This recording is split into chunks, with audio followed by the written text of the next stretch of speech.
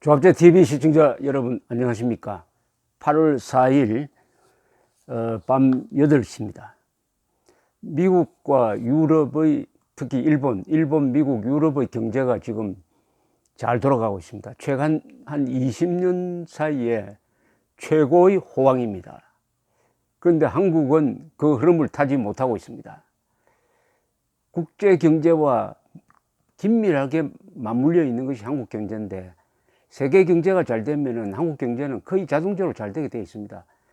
그런데 왜 이 흐름에 타지 못하고 있을까요? 그것은 문재인 대통령의 반기업 정책, 반경제적 정책이라고 볼 수가 있습니다.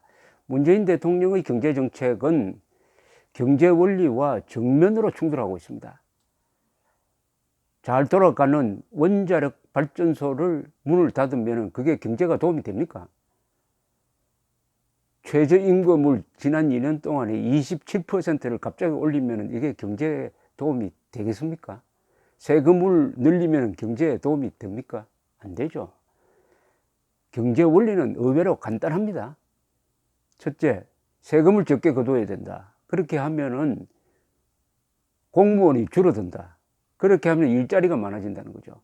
적은 세금, 작은 정부, 많은 일자리가 세계 어디나 통용이 되는 경제 성공의 3대 원칙입니다. 지금 문재인 정권은 자본주의에 반감을 품고 더구나 한국 경제를 이렇게 발전시킨 이승만 박정희 노선에 반감을 품고 원자력 발전소에 대해서도 반감을 품고 기업에 대해서도 반감을 품고 이렇게 해가지고 지금 경제를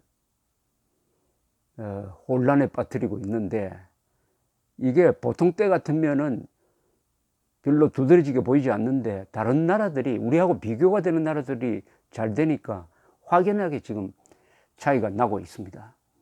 더구나 문재인 대통령의 일종의 경제와의 전쟁이죠. 경제와의 전쟁에서 가장 큰 피해자는 저소득층입니다. 그리고 저연령층, 청년층이죠. 그리고 저학력층입니다. 소외층이 집중적으로 문재인 대통령의 반기업 그리고 사회주의적 경제정책의 피해를 보고 있습니다. 자신의 지지 기반이 있기도 하죠. 그래서 20대가 지금 이탈을 해가지고 지지율이 많이 떨어지고 있습니다만은 앞으로 이 상황은 더욱더 악화될 것이라고 생각을 합니다. 미국과 비교하면 확연하게 드러납니다. 트럼프 대통령에게 항상 비판적인 뉴욕타임스도 오늘 머리 기사에 뭐라고 실었느냐 하면은 지금까지 경제 회복에 소외되었던 이 저변층, 저학력층조차도 이제 혜택을 보고 있다. 그 증거가 뭐냐면 미국에서 고졸 이하의 학력을 가진 노동층에서 실업률이 5.1%까지 떨어졌다는 겁니다. 고교 이하의 학력이면은 사실은 일자리를 구하기가 미국 같은 데는 좀 어렵겠죠. 미국에는 기술 집약 산업이 많으니까. 근데 대졸 이상의 학력을 가지면 미국에서는 실업률이 2%밖에 안 됩니다.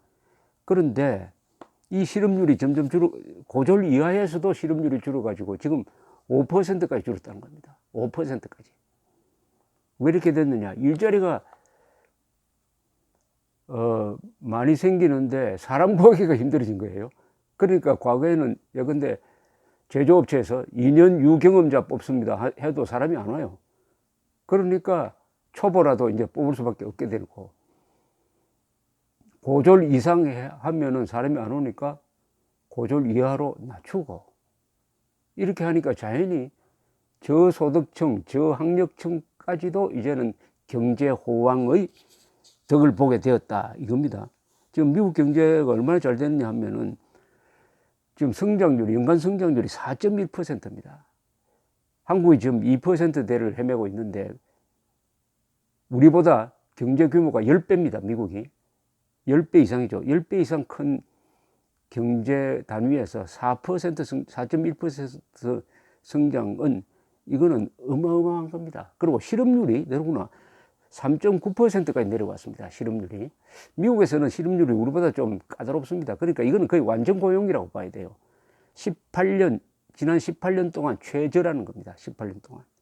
거의 완전 고용으로 봐야 된다. 자, 이렇게 된 이유가 그럼 뭐냐? 이 공을 지금 서로 공다툼을 하고 있습니다. 이 트럼프 대통령은 내가 법인세를 줄이고 법인세를 35%에서 원래부터 21%까지 줄여버렸습니다. 21% 줄이고.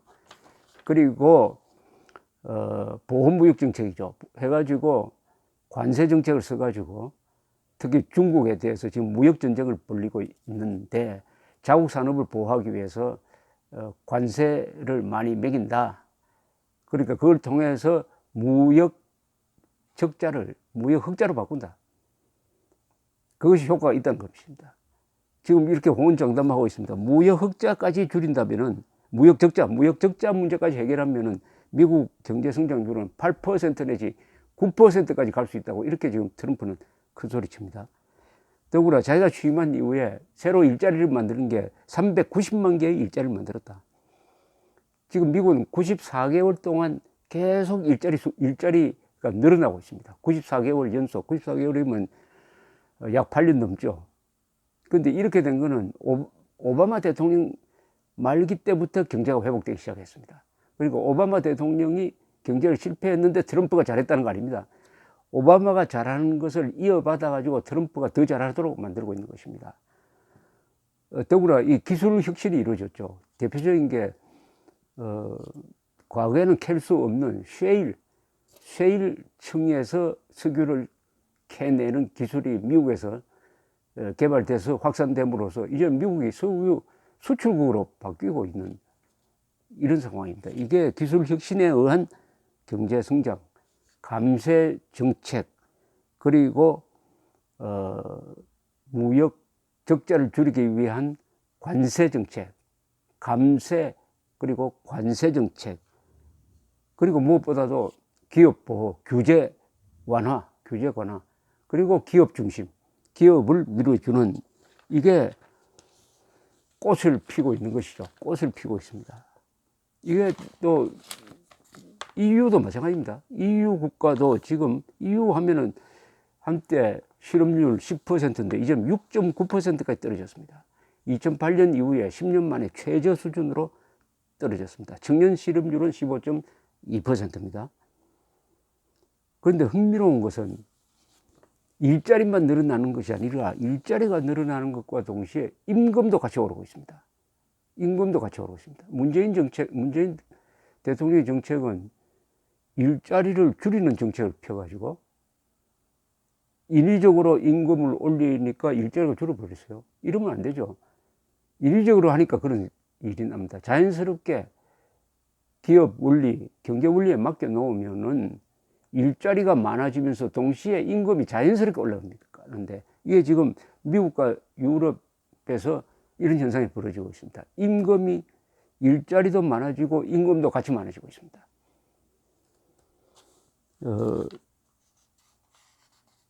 지금 한국에서 가장 큰 문제는 청년 실업 아닙니까? 청년 실업이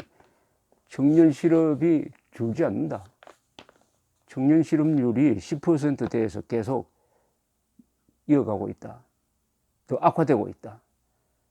문재인 대통령이 쓰는 모든 정책은 청년 실업률을 줄일 줄 알았더니 그렇게 명령대로 되지 않는다. 특히 최저임금제를 실시하니까 아르바이트 자리도 줄여버린다. 그럼 아르바이트를 하려는 사람들이 누굽니까? 주로 젊은 사람들 아닙니까? 우리가 보통 청년 실업률 하면 15세에서 29세 사이를 말하는데 문재인 대통령의 경제와의 전쟁은 누구와의 전쟁을 하고 있느냐 하면 청년과의 전쟁을 하고 있어요. 청년과 저소득층, 저학력층, 저기술층과의 전쟁을 하고 있습니다. 이거 뭐 동정받아야 될 사람을 지금 잔인하게 하는 거 아닙니까? 동정받아야 될 사람한테 잔인한 사람을 동정한다는 건데 이 경우에는 잔인한 사람이 김정은이 아니겠어요? 아니 동정받아야 할 저소득층 자영업자한테 아주 불리한 잔인한 정책을 펴니까 잔인한 김정은을 동정하고 있다. 이게 문재인 대통령인데 문제는 이 정부 기관과 선전선동 매체가 연합을 해가지고 이 진실을 다 흐려버리고 이 잘못을 엉뚱한 세력한테 몰아세워가지고 국민들을 잠시 눈을 좀 제대로 뜨지 못하게 만드는 그런 선전선동이 잘 먹혀가지고 이런 현실을 직시하지 못하게 하니까 아직도 지지율이 60%나 됩니다만은 결국은 경제를 이길 수는 없는 거죠. 경제와 권력이 붙어가 싸우면은 경제가 반드시 이깁니다. 특히 자유민주주의 시장 경제 하에서는 권력이 경제를 이길 수가 없는 것은 절대로 경제는 권력자의 명령을 듣지 않습니다. 내년에 5% 성장하라고 문재인 대통령이 명령해도 대한민국 경제 듣지 않습니다. 그러면 장기적으로는 권력이 지는 것이죠. 지는 것입니다. 이러니까 이제 트럼프 대통령은 이 외교 안보 정책에서는 여러 가지 지금 막말도 막 하고 푸틴, 김정은한테 속기도 하고 끌려다니기도 하고 해가지고 욕을 많이 먹고 있는데 지지율이 40%대에서 내려가지 않는 것은 경제의 성공입니다. 특히 민주당도 하지 못했던 흑인 취업률까지 대폭 올리고 있습니다. 흑인은 이거 민주당 표밭이에요. 그러니까 지금 보면은 민주당이 해야 할 일을, 즉 민주당이 계속 하려고 하는 게 저소득층, 유색인종, 흑인 이 사람들을 뒷받침하는 것이었는데 그것을 트럼프가 하고 있습니다. 트럼프가 백인 중심 경제 정책을 편다고 했는데 백인 중심이 아니라 기업 중심으로 펴다가 보니까 결과적으로 백인뿐만 아니라 흑인도 득보고 젊은 사람도 득보고 저학력층도 득보고 저기술층도 득보는 그렇습니다. 이 경제가 잘 되면 모든 사람이 득보입니다. 경제가 잘 되는데 나는 소외되었다. 그 거짓말입니다. 있을 수가 없어요. 대한민국이 지난 70년 동안 경제가 잘 되니까 덕을 안 본 사람이 있습니까? 무슨 범죄자 빼고 덕을 안 본 사람이 있습니까? 그 덕도 골고루 봤습니다. 한국 경제는 농촌 사람, 도시 사람, 저소득층, 고소득층의 성장률이 거의 같습니다. 그러니까 세계에서 가장 부의 균형 배분이 잘 된 나라로 알려져 있는데 좌익 선동 세력이 해일조선, 양극화, 1대 99 이런 선동을 해가지고 진실을 흐리고 이승만, 박정희를 땅 밑으로 파묻으려고 하는 이런 배은망덕의 짓을 하고 있으니까 경제가 앞으로 어려워지는 것이죠. 이승만, 박정희를 저주하는 한 한국 사람들이 성공 경제를 만들기는 걸렸습니다. 공짜, 사람이나 조직이나 나라를 가장 쉽게 망치게 하는 방법은 두 가지가 있습니다. 공짜를 가르치는 것과 고마움을 잊게 하는 것이죠. 잊게 하는 것이죠. 트럼프의 성공, 문재인의 실패, 그것은 경제 원리를 받아들이느냐 아니면 경제 원리를 거부하느냐의 차이에서 비롯되었습니다. 감사합니다.